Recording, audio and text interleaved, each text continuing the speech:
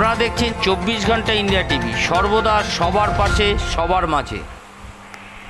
Sir একটু সামনে থেকে স্যার।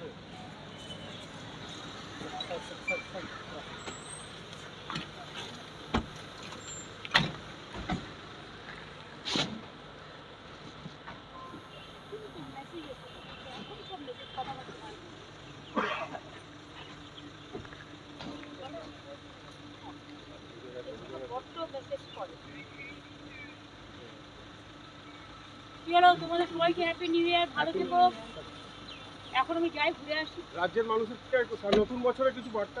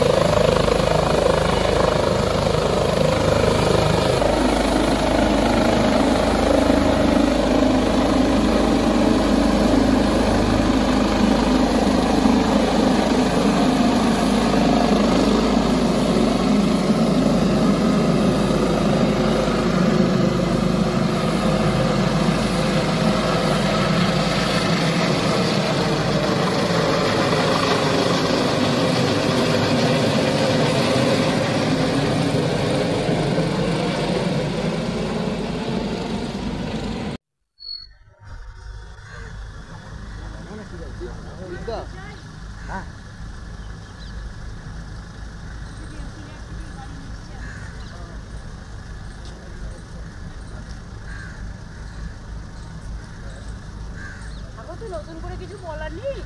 সন্দেশখালি এলাম, ভালো মিটিং হয়েছে। মা বোনদের উপস্থিতি